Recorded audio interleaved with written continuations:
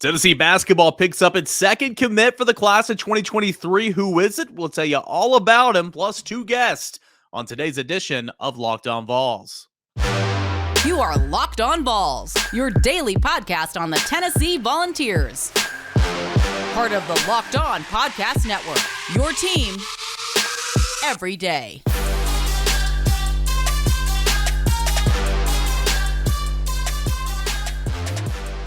What is up, everybody? Welcome into it. This is Wednesday's show right here of Locked On Vols, your go-to podcast for Tennessee football, basketball, baseball, recruiting, and more. This is Locked On Vols, your first listen each and every day.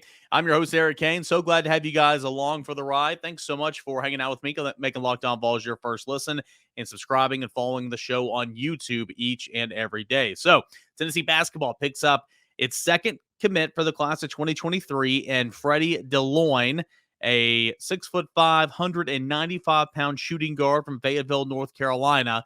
I'm going to give you some details on him. We got Josh Ward for Ward Wednesday and Ben McKee coming up to wrap up a Wednesday show. So not as much me today. I guess that's a good thing as we continue to try to work more voices on to the show here today.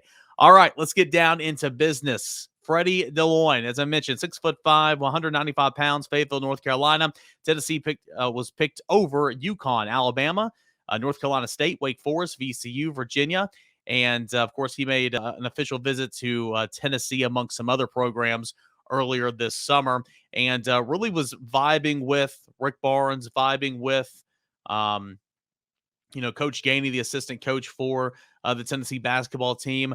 Barnes and Gainey both went to watch him play on the grassroots tour, the AAU circuit this past summer, and they were at pretty much all of his events, and so made him an absolute priority from the get-go in trying to bring him to the University of Tennessee. This is from Rob Lewis's article on VolQuest.com. I'm not going to read it all there. I want you to go check it out, but a couple of quotes from Dilione. Coach Barnes made Tennessee the right fit. Who wouldn't want to play for Coach Barnes? The staff he is surrounding him is fantastic. It's a great program. The player development speaks for itself. It was just a great overall fit for me. Coach Gainey was the assistant I had the best relationship with on the staff. He's a very genuine person. He was on me pretty much every single day. He and Coach Barnes were at mostly every game I played this summer, and that showed me an awful lot. Coach Gainey really recruited me at a high level. And then obviously the track record of putting guys in the NBA from the college realm, dating back to his days at Texas and even before that, Clemson, and certainly here at Tennessee, kind of speaks for itself. And that's something that was very appealing to Dilione. And seeing what Coach Barnes sees in him. Quote, he loves how fluid I am, Dilione said of Rick Barnes. He told me he loves how I move and maneuver through traffic, how shifty I am. He loves how I get my teammates involved, and he loves that I can score at all three levels. So Tennessee picking up its second commit for the class of 2023, and that is in shooting guard Freddie Dilione of Fayetteville, North Carolina. And you look at that class of 2023, of course, he joins Cade Phillips of Jacksonville, Alabama, the big 6'9", 210-pound forward, the four-star. And, of course, Dilione is also a four-star as well, both verbal commits for the University of Tennessee. So not a bad way to start your Tuesday yesterday as Tennessee picks up a basketball commit. And, of course, the Tennessee football team continues to go through fall camp, this last little stretch of fall camp before you kind of get into game week prep. They're going to do two different simulations of game weeks. Of course, coming up at the end of this week, they're going to simulate what a Saturday to Saturday week looks like in terms of having a football game on a Saturday, because that's typically when you play football games. And then right after that concludes, they're going to start their game week prep for Ball State, because that kickoff will be on a Thursday. So Tennessee, a lot in store as it continues on to try to get the most out of fall camp here in the last little bit as position battles are raging. I will give you a quick practice update from campus on Tuesday. Keep in mind, we were at practice on Tuesday. We're at practice today. It's an off day tomorrow, and then practice viewing on Friday. And then we're done seeing practice for the entire time. Now, there's a lot of media. We get to talk to a lot of assistant coaches. We get to talk to a lot of players throughout the year. We get to talk to Josh Heupel twice. Then he goes on Vol calls, and then he has his SEC teleconference. However, not a whole lot of actually none whatsoever practice viewing as the season goes on. That's how it was last year, and that's how it's going to be this year. Kamal Hadden, cornerback, returned to practice for the first time since day 2. That was really, really big. Elijah Simmons, defensive tackle, he returned to practice as well. A lot of players were held back, limited in some shape, way, or fashion, whether they were in shells. It was a full padded practice, whether they were in shells or no shoulder pads or just a helmet, whatever the case may be. And that's typical after a scrimmage as Tennessee tries to play the precaution card pretty much on a lot of these guys. But these guys were limited in some shape or fashion on Tuesday. Squirrel White, Jalen Wright, Lynn J. Dixon, Jimmy Callaway, Christian Harrison, D. Williams, Solon Page, Jacob Warren, and Wesley Walker were not at practice, but I don't think that those things are big deals, or at least they weren't out there while the media was present. Keep in mind, we're only out there for just a couple of minutes. Running backs coach Jerry Mack spoke to the media. A lot of good stuff from Jerry Mack in terms of what he thinks about Jabari Small, the weight he's put on. Jerry Mack says that Jabari Small's, after practice nowadays, weighing in anywhere from 212 to 215. So he's added a lot of weight to try to finish games and try to fix that durability issue and try not to play as hurt as he was a season ago. You're never going to be 100%. That's just football, right? But sounds like Jabari Small has had a really nice offseason. He looks the part, and obviously his position coach, Jerry Mack, feels the same way. All right, so a couple of things. One, before we get into, I forgot a Twitter Tuesday question that was sent to me over the weekend because I'm stupid and I forgot. So we're going to get to that right now. Danny chimes in. Danny wants to know, he says, hypothetical and overly positive. So beware, okay? Hypothetical, overly positive. What are you seeing happen if Tennessee is 5-0 heading into Bama week? You know that means you go up to Pitt in week 2 and pull off a dub. 2 weeks later, you beat Florida at home, and that means you have the bye week. You go on the road to Death Valley, and you beat LSU. So that's Tennessee 5-0 coming back home to play Alabama. What has to happen in your mind for that to happen? And also, play along a little. I love how he's got to talk because you can tell you listen to the podcast because I'm very much, that's not going to happen. That's not going to happen. Play along a little. College game day on the Hill, ? First of all, absolutely. Because at that point, Alabama's number 1 in the country, likely. And Tennessee's a top 15 team no matter what. So college game day on the Hill, 100%. Craziest atmosphere since when? I know I'm crazy. I'm just having a little fun. Thanks for all you do. Man, Danny, I appreciate you. And sorry, I forgot to get this on actual Twitter Tuesday. College game day, no matter what, would be here because Alabama would be ranked number 1. Tennessee would be 5-0 with wins over a ranked Pitt team, a win over your rival, and a win over an LSU team that's got some talent. Top 15, maybe knocking on the door, top 10. College game day, 100% would be on Rocky Top. Craziest atmosphere since... Ole Miss last year was pretty crazy, obviously, for very apparent reasons, right? That was wild. 2016 Tennessee, Florida was absolutely nuts. That Oklahoma game at Neyland Stadium, I was not in house for that, but I heard that that has been the loudest Neyland Stadium has ever been on record. But if you have an undefeated Tennessee team, an undefeated Alabama team, top team in the country, you're ranked in the top 15, and it's at Neyland Stadium with already 2 impressive wins on the season, it is going to be buck wild. So that'd be a whole lot of fun. And, it is possible. I'm not saying that's not possible. It's very possible. I think Tennessee should beat Pitt. I think Tennessee should beat Florida. I think on the road against LSU will be challenged, but Tennessee can certainly win that football game. So I'll be intrigued to see how this all plays out.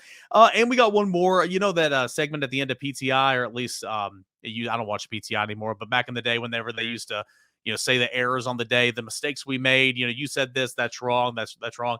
I need one of those segments. Obviously, I got one of my buddies, Matthew, that listens to the show every morning, and he always texts me my mistakes. So I appreciate that, Oz.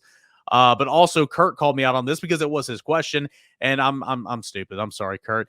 Ask about the yesterday and Twitter Tuesday. Ask about fill in the blank. If the Vols go 9-3 this year, they will go to blank bowl. Also, if the answer isn't already one of them, is there any scenario they make a New Year's Six bowl? I was like, yeah, absolutely. Citrus Bowl. I'm stupid. Citrus Bowl's not a New Year's Six bowl. It never has been. I should probably fact check that too. But Citrus Bowl, it's not a New Year's Six bowl. I'm stupid. I'm sorry. Citrus Bowl makes so much sense to me. There's a chance Tennessee would go to the New Year's Six to a New Year's Six bowl. Now, playoff games this year will be Peach and Fiesta, so really it's a New Year's 4 bowl game essentially that don't involve college football playoff teams. But the SEC ties it to the Cotton Bowl and to the Sugar Bowl. Sugar Bowl potentially 9-3. I could see that happening. I could see the Cotton Bowl happening as well. It just kind of depends on how many teams are in the playoffs ahead of you. If Alabama and Georgia are both playoff teams ahead of you, that increases the likelihood that you can get into a New Year's Six bowl game with a 9-3 record.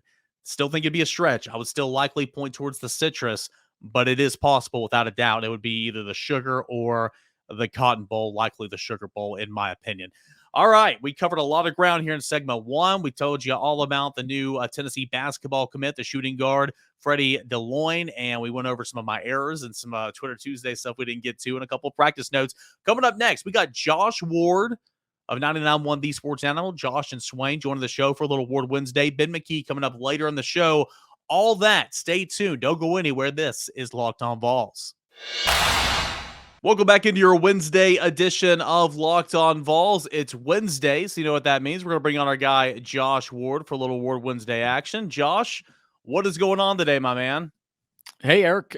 We are getting closer. As we were last week, we are 1 week closer to Tennessee kicking off the season. Yeah, less than 3 weeks. It's literally going to be here in the blink of an eye. Tennessee now in the final block, if you want to call it that. That's what Josh Heupel, even Jerry Mack said it a few times a day. I've never heard that phrase before, but it makes sense. I kind of know what they're saying. Yep. But this final block of fall camp, and then they're going to go into a couple of weeks of game day prep. One for the game was on Saturday, like it normally will be, and then of course the actual game week on a Thursday night. What has stood out to you so far the most in Tennessee fall camp now in week 3? Well, Tennessee has had more competition, which we talked about at the start of fall camp, and I think defensively that has helped, even as they've had to deal with injuries. Christian Charles slow to get things started. Kamal Hadden out for most of the last 2 weeks. That has allowed extra practice opportunities for other players, including Christian Charles coming back. So I think you're looking at a deeper secondary.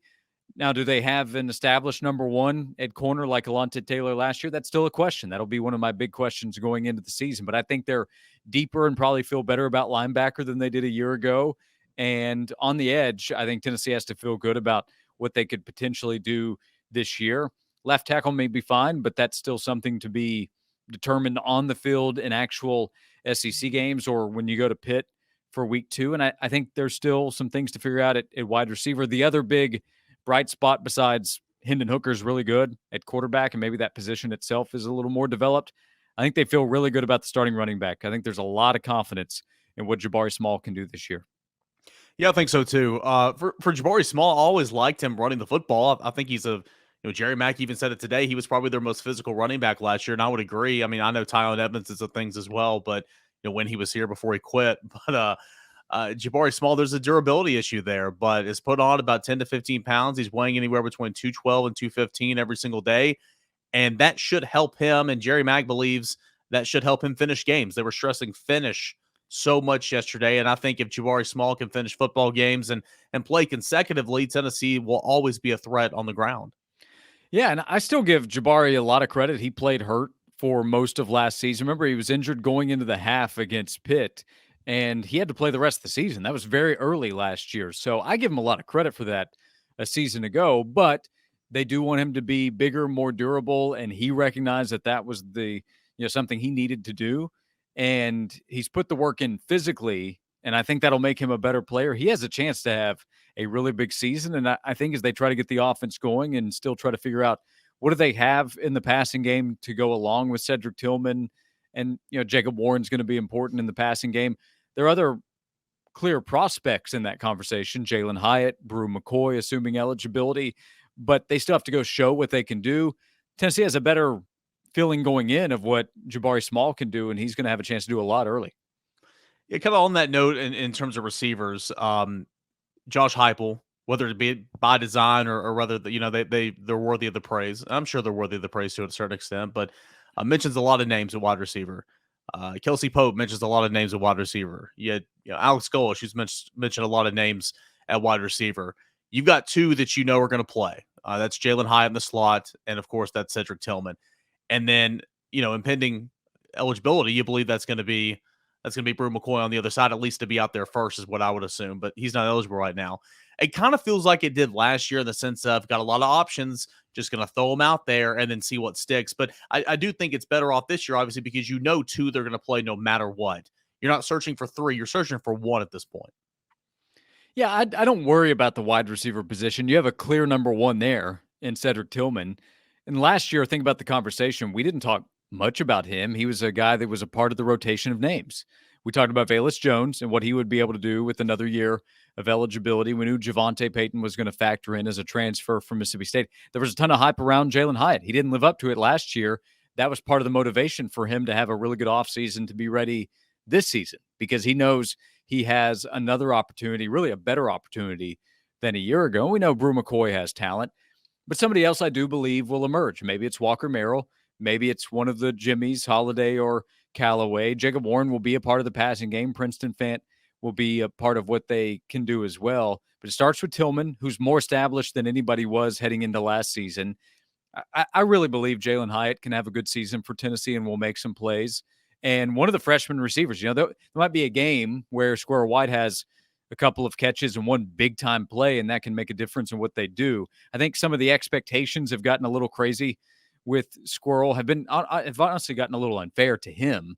We took some calls and messages on Josh and Swain on Tuesday's show with some big expectations for Squirrel. So I would say limit those, but maybe there's a game where Caleb Webb goes out and makes a play for Tennessee. That's not unrealistic, and it all collectively can end up being a really good year. What helps is that they have a quarterback that's established. That was not the case a year ago. They have a veteran in Hendon Hooker who will create a lot of confidence for what this offense can do. Yeah, I think eventually down the line, Tennessee's going to be in good hands with Caleb Webb on one side and Chaz Nimrod. I think Chaz Nimrod had a good spring. I think Chaz Nimrod's had a really good camp. Just not ready right now. And maybe he'll get to work in the flow of things as the season goes on. But I think down the line, when you talk about long, explosive guys on the outside, those 2 guys are going to be fitting this offense really well. Let's go back, talk a little left tackle. You mentioned it earlier. Tennessee very confident in either one of those guys, Jeremiah Crawford or Gerald Mincey. Not sure who the guy is right now. Over at Volquest, we believe that both those guys are going to play week 1. Josh Heupel pretty much confirmed that the other day when he spoke.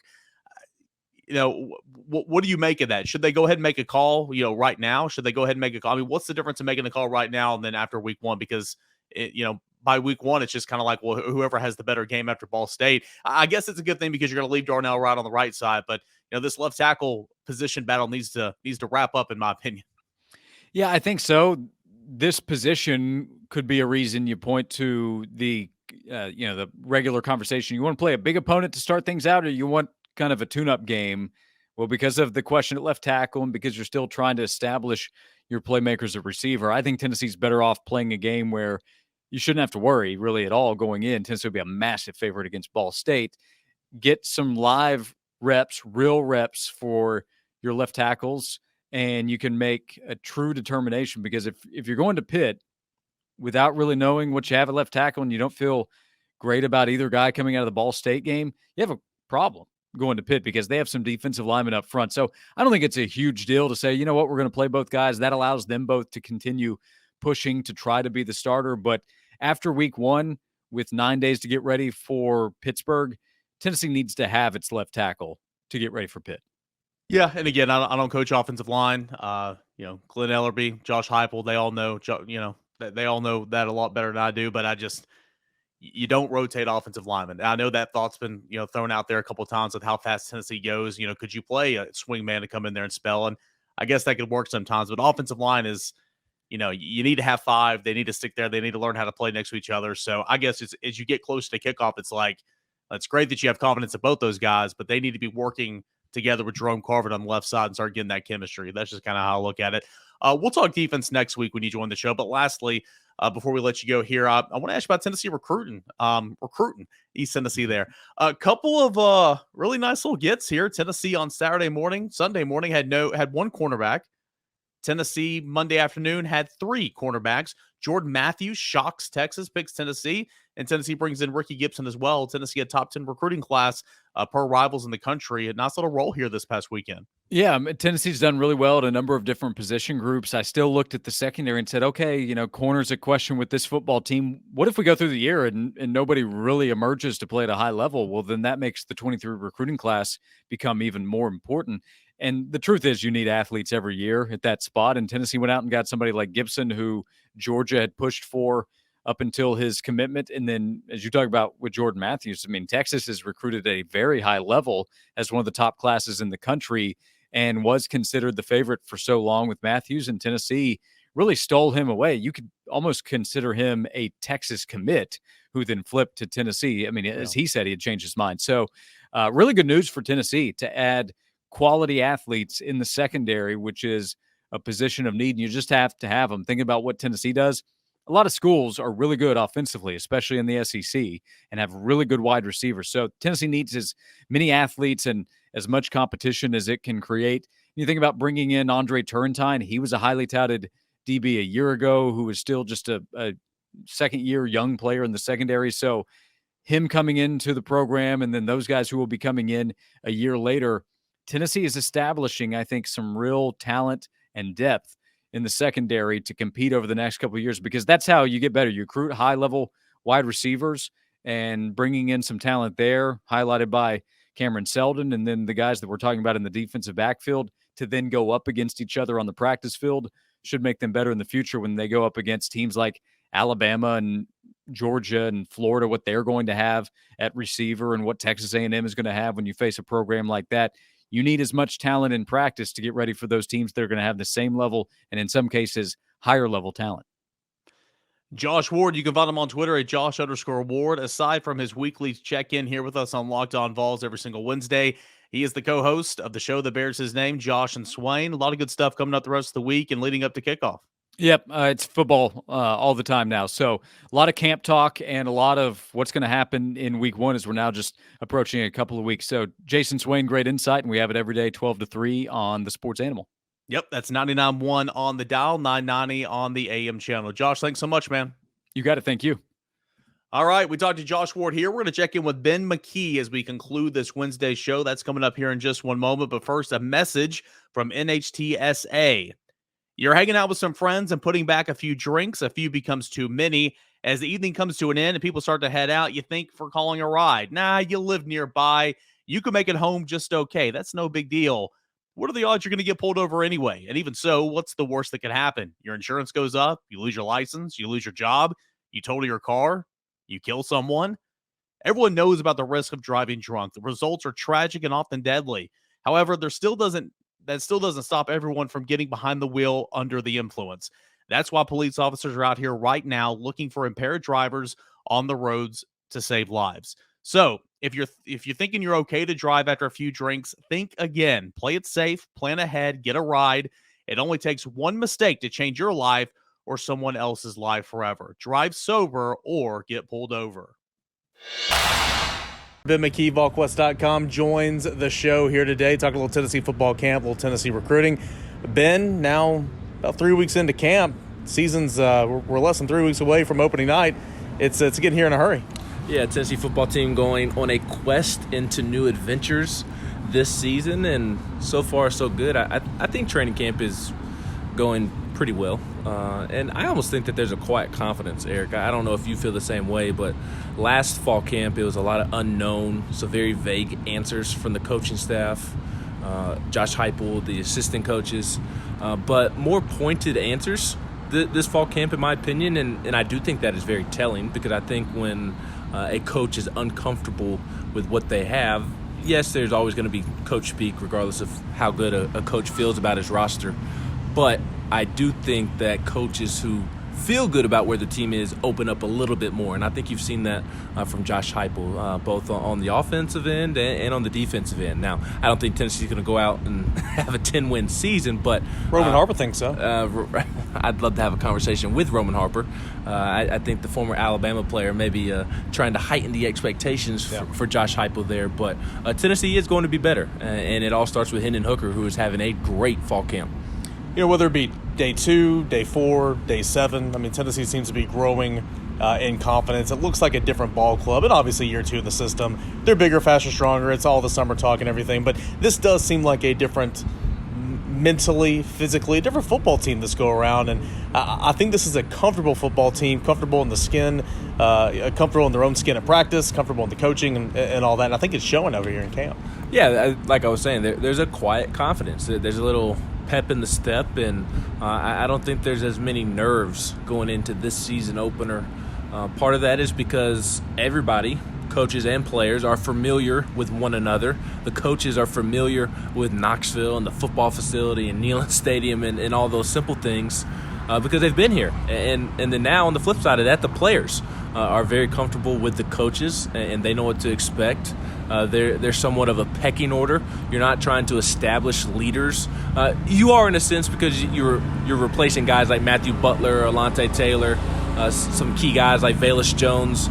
But you have new leaders stepping up like Hendon Hooker and Cedric Tillman. So there's an understanding of the pecking order even amongst the players throughout the building. And I think that is because of what has taken place over the spring throughout practice and then throughout the summer, working out in the weight room. Those early morning workouts is where a team is really developed, especially the leadership. So I think there's a quiet confidence. And like I said a moment ago, it all starts with Hendon Hooker because there is a very much quiet confidence around him. He is not one to toot his own horn in today's world of quarterbacking, but he is very confident. And like I mentioned, he's having a great fall camp, and I think that is translating to the guys around him, the offensive line, the running backs, the receivers, and then the defense is seeing that and picking up on it as well.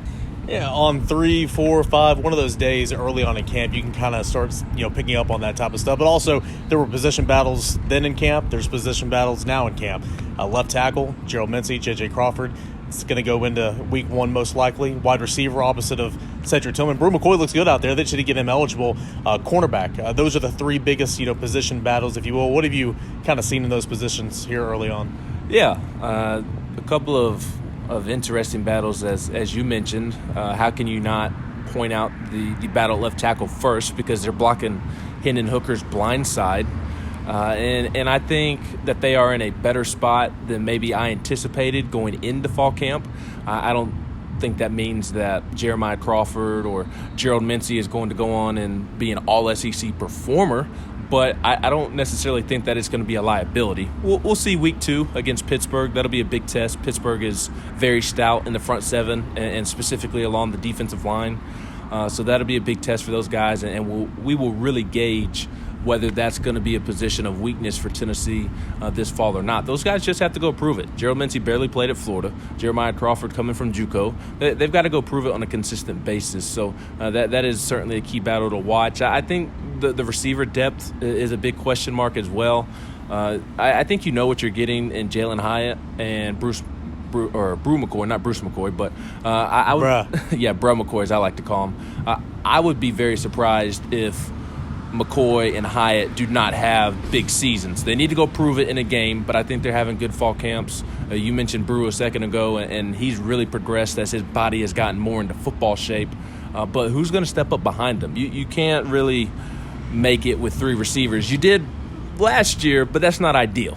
So can Walker Merrill step up? Can Jimmy Callaway step up? And then how is the secondary going to shake out? I find that fascinating because I think there's several bodies that can play in the secondary, but only so many guys can be on the field at once. So the new guys, Wesley Walker, Andre Turntime, where do they fit in? What position? What spot in the rotation? Where's Brandon Turnage? He's kind of, to me, just a guy that can kind of float around and play multiple positions. Does he settle into one position? So a lot of fascinating battles going on right now. But I think the good thing is this year, unlike last year, because of the additions made over the offseason, at least you have options, and they seem to be pretty solid options. Yeah, I couldn't agree more. I mean, you listed a couple different guys out there, which might end up starting a couple different times this season. In cornerback, at star, you got depth at safety now. You got Andre Turntime, the transfer from Ohio State. Wesley Walker will play a little safety as well if he's not playing star at a point in time. So that is a big difference from this year to last year. Moving away from fall camp to the recruiting trail, Tennessee, 21 commits so far. Back-to-back days where they reel in cornerbacks. Ricky Gibson expected, at least from those of us who cover recruiting. Georgia, a late surge there, but we knew Ricky Gibson was coming here. Jordan Matthews, no one knew, and credit to him for keeping that quiet. What a big addition Monday afternoon, Jordan Matthews to Tennessee. Yeah, and even with Ricky Gibson, you didn't know until the days leading up. Yeah, it's not like we knew for like a month or anything. Right. Yeah. There are some guys where it's coming for quite some time, but with Ricky Gibson, how could you not have envisioned Georgia as the leader after he took that late visit in July, and then Tennessee was able to to swing back into its favor. And then I think that's just a huge statement on the recruiting trail, because from every understanding that I have, Georgia legitimately wanted Ricky Gibson. Yep. And look, we don't have to go in depth about the amount of defensive players Georgia is putting in the league right now, and the defensive backs that they are turning out. So for him to turn that down and trust Tim Banks, trust Willie Martinez, I think is a statement, and it's also a statement for Jordan Matthews to essentially do the same. Texas is certainly not where Georgia is at the moment, but for a kid out of Baton Rouge to pick Tennessee, who has not had a ton of success over the last decade, pick them over Texas. And look, not saying that Texas has had a lot of success, but Texas isn't as far from Baton Rouge as Knoxville is. So for Tennessee to go in and pull that one off when Texas has so much momentum on the recruiting trail right now because of Arch Manning and Steve Sarkisian going into his first year, I think it's just a statement. And I don't think nationally folks are given enough credit for how good of a recruiting staff this Tennessee football staff is. You see a lot of talk about Florida and how they're hot on the recruiting trail and these other schools, but Tennessee's just as hot as anybody right now. And to go out and pluck Christian Conyer from Kentucky, arguably the top player in that state, you go get Ricky Gibson from Alabama, and who knows what Alabama was thinking on Ricky Gibson, but where's Auburn at? Why is he not going to Auburn? I think that's a shame on Auburn. But to pluck him from Alabama and then to go into Baton Rouge, Louisiana, and pluck Jordan Matthews over Texas and Michigan and schools like that, that is as good of a corner class as you are going to find, and Tennessee certainly needs it. Ben McKee, VolQuest.com. Where can we find more of your work? And is it Ben McKee 14? It is. It is Ben McKee 14 on Twitter, and can continue following our fall camp coverage over at goodoldvolquest.com. Great stuff there from my buddy Ben McKee, VolQuest.com. Appreciate him stopping by the show as he always does to give us a little bit of knowledge, or whatever he calls that stuff he was just spouting off there. Hope you guys enjoy. Give him a follow at Ben McKee 14 on Twitter. Hey, that's going to do it for today's show. Wednesday is in the books. We got 2 more shows this week. I've got a scheduled Zoom session with John Garcia, recruiting guy. I know you guys really, really like that. Hopefully that will come up on Friday's show if nothing changes here in the early going. So, yeah, that to look forward to. Continued continued thoughts and nuggets from Tennessee football camp as it rolls on this week, and tons more. It's always a party right here on Locked On Vols. Guys, can't thank you enough. Thank you so much. Please subscribe. Throw me a little like, thumbs up, comment on the comment section on YouTube. We're getting closer to, I believe it's 2,700 we're getting closer to, just maybe like 20 away. I might be off 100 here, but nonetheless, the goal is 3,000 before kickoff. It's a bit of a stretch, but we can still do it. And then, of course, by the end of football season, 5,000, which is very, very doable. So follow there, and, of course, continue to listen to the podcast wherever you find your podcast, Google, Apple, Spotify, wherever, Odyssey app, all that and more. Thank you so much, guys. Check out Locked On SEC. Make that your second listen behind Locked On Vols, your first listen each and every day. If you're new to the show, hope you enjoyed it. Pull up a chair. We'll do it again tomorrow. This is Locked On Vols. Enjoy the rest of your Wednesday, everybody.